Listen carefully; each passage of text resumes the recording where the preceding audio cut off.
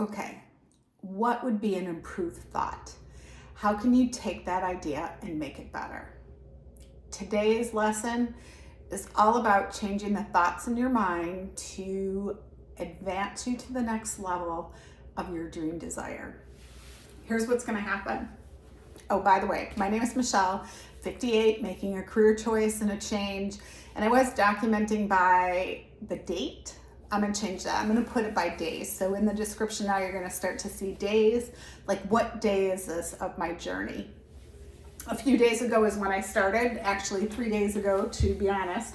It's not that I started really 3 days ago. I've started years ago. And if I boil it down, I'd probably say this dream has been 7 years in the making.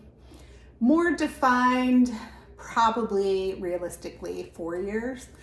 But 7 years ago, when I look at the journals that I have and the notes that I was taking, the ideas were ticking in my mind and I was getting ready. So, beautiful sunny day. I'm here in New York. It's 33 degrees. I am in upstate New York, outside the Hudson Valley. The city Hudson is really close. And I'm here and I've left my business behind. Although I am working remote, I'm working on it in a different way. All my staff has to reach out to me through Zoom or Slack or Trello, and I am forging a new path. This is super uncomfortable for me. I want to move to this next journey, but at the same time, do you know how difficult it is to give up the creative pursuits and the part of the business that I know so well? It is really hard, if I'm being 100% honest. Now, in the studio today, they did a photo shoot. They're getting things on the website. Instead of me doing the photo shoot and cropping the images and naming the products that we're selling, I have someone else doing that. And is that busy work for me to be doing? Absolutely. Is it hard for me to step away? Absolutely. Do I miss it? Maybe sometimes, but actually I'm really happy that other people are doing it. But what they still need from me is the vision and the direction in which way to head. So they all know, hey, we're going that way, towards the football field, towards the goalpost. And that's what I'm learning at this stage in my career of how to do best. And it's actually really cool because I'm here in New York and I've been deemed a plot of land that I can work on this summer and grow a flower garden. Now it's going to be more than a garden. I want to do cut flowers for photography, for sales, for people to come in and paint, all kinds of things. And I'm not taking this project lightly. I volunteered on flower farms long enough to know how much work this is going to entail. And I'm okay with that. But what I have to do is really start setting myself up for success and not failure and not overwhelm it. So that's a little tricky from someone who's a type A person, not to get overwhelmed and burdened by all these things. So how do I do that? It's a darn good question. So I went to the plot of land the other day and someone was there who's actually the owner of the house. And it was a gentleman, and I asked him, like, hey, I heard you're really good with bike tires. Can you fix these tires before the season starts? And he looked at me and he poked them and he pushed at them. And then he's like, you know what? No, I'm not going to fix these. And you can just use them as they are, or you can fix them. And I was like, all right, we're off to a great start. So I'm not fixing them. I don't know how to fix these bike tires. Can I get someone else to fix them? Absolutely. We'll work it out. But what was really cool for me in this space, because I don't own the land, I'm not going to put a bunch of time and energy and fix all these things when it's not even my property. But to understand the boundaries of what I am willing to do this first season. I know it's going to take 2 years maybe to transition myself fully out of my business, where my team is working back in Michigan and they can function and handle things. And in that time, I need to be accessible if they need something. I need to be able to work. I need to be able to grab information if I need it. So I'm not going to tie myself down and burden myself with a flower garden that needs 24/7 care, or if the deer are coming that I have to like quickly put up a fence or something. I'm going to take this as a slow nibble And I give myself time and energy and just have fun with it. I'm telling you, at this stage in the game, all I want to do is have fun. And if I'm not having fun, then I don't want to do it. And if the people around me are not having fun, then I don't want them in my space either, because I really just want to enjoy the rest of my life. And as a business owner and an A personality, I have pushed and prodded and developed and done all kinds of things where now I just don't want to put that much effort in anymore. I want to be like, hey, universe, what you got for me? Let's work it out. Show me. Have the people show up. And okay, that's what I'm going to show you today. Here is my fancy box. So what's going to go in this box? Well, I can tell you right now that I was not handed a silver spoon. In fact, my family was absolutely appalled that I made the choice to go into the art field and pretty much said, we're not helping you in any way. I was ridiculed, made fun of, poked at, you name it, I had it. So my self-esteem should have been here because my skill level, but it was really down here. And why? Because I just didn't have the support of family. So those mental triggers play in your brain, and it takes time and energy to work them out and figure them out. So in the description below is this great book, Let Them. This is a super popular book by Mel Robbins. I'll put a link down below. And when I read books, you can see the corners are bent. If I want to come back, because I'm a visual learner, so at any time I can come back to one of these folds in the page, and I'm not going to find it right now, but there's something here that was of value to me that I really wanted to remember. And so just folding that page over, if I'm having a bad day, I just need a distraction, I can pull down any of my books that are speaking to me and read something. I'll be like, oh, that's true. I forgot about that. That's what I needed. So I'm an avid reader, and in my space here, as I set up my office, I've got, I'm bringing back my books. I'm going to put my books in here so they're easy reference. So the let them theory is pretty much let them say whatever they want. Let them do whatever they want.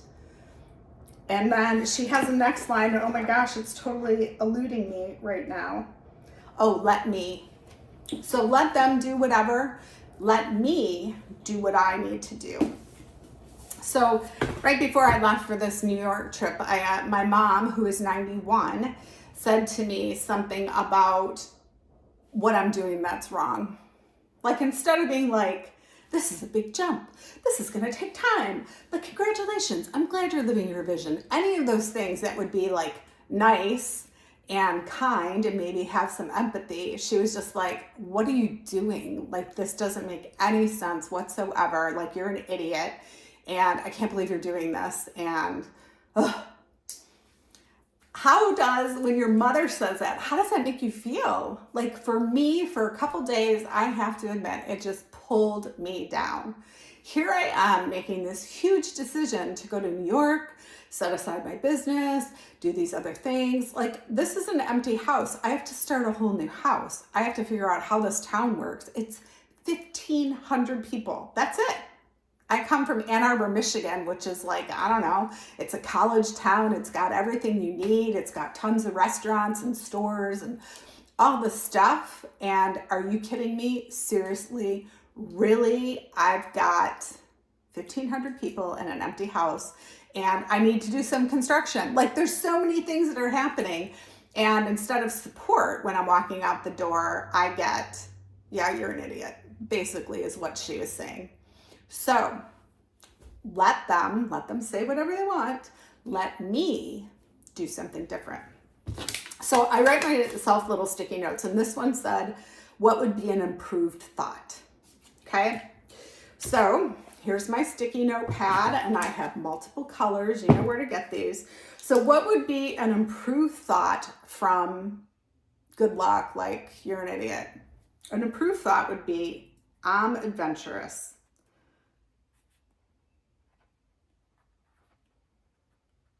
I'm adventurous. I'm willing to try.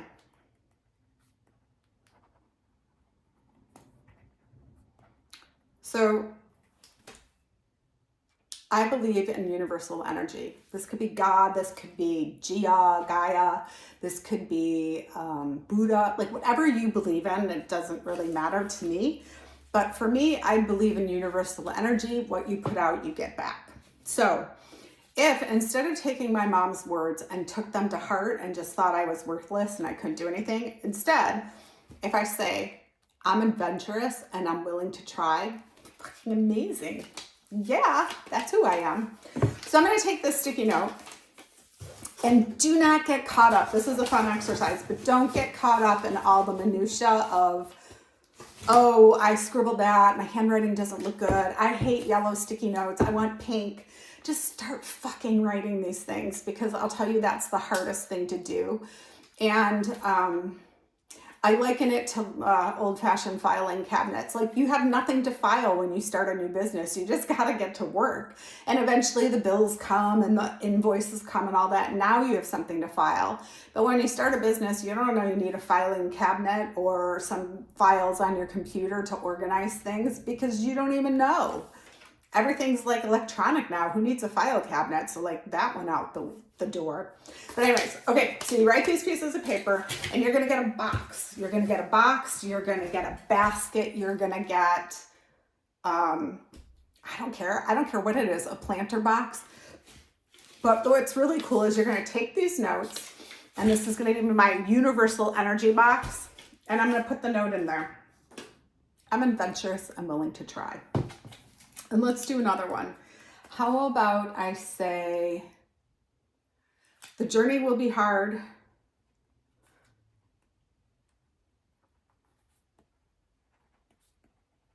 The journey will be hard, but I'm up for the challenge.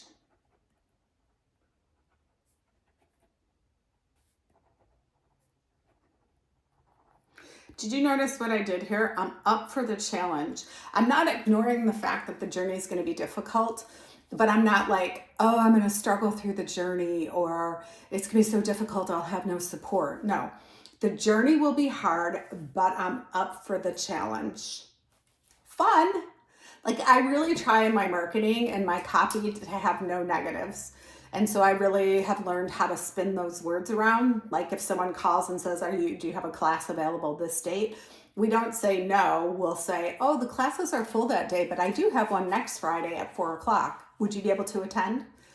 So I changed the narrative, and I'm going to do the same with this. The journey will be hard, but I'm up for the challenge. Doesn't that sound really nice? Okay, so take the note and throw it in the box. I don't care if it falls upside down. I don't care if it sticks to the side of the box. The purpose is to, anytime I'm getting these negative thoughts or not enoughness or snide remarks, whatever it might be, all I have to do is like write something here and throw it in the box. I'm going to trust that the universe hears me. I don't need to keep harping on it, like saying a prayer. I don't need to say it 50 times a day. I just need to let the universe know, hey, what was that first one? I'm adventurous and I'm willing to try. The journey will be hard, but I'm up for the challenge. Because who isn't up for the challenge? Do we want everything in our life to be easy? No. The hard spots are what challenges you and what gives you new insight and tests you and creates new ideas. I think it's going to be really fun. So today's exercise, let me do what I can to move forward, to feel good about things. And I'm going to do some organization next. And as I'm doing it and flipping things, anytime I keep the sticky notes and the pen close by and this box, again, it's not a beautiful box, it's a box, and I can add to it. How often do I want to go through the box? I really don't. I might fill it up. I might revisit some of the sticky notes in it later, but my guess is I'll probably take it to the fireplace and burn it and just put it out in the ethers that all this stuff is going to come to me, because all the atoms and stuff are going in the air. And that's just like a really beautiful image of all the ideas and things that I'm planning in my head can move forward and expand around the universe. Feels pretty amazing to me. So on those days when things get icky, when people say wrong things to me, and when I'm just like, what the heck did I do? Now I have a tool to help me through those times. So get started. That's the biggest thing. You have to start somewhere. Do not worry where it is. There's no right or wrong way. You have to just get started. And so whatever that dream is in your heart or that vision, give it a go. Get started. Go buy a book. Join a publication. Research someone who's already doing what you enjoy on YouTube or on Instagram. Getting started is the trickiest thing, but once you start, there's lots of adventure, lots of fun, and lots of value on the path that will grow your human self into its next greatest level. So I encourage you to start, and we'll see you on the next video. Have a great day.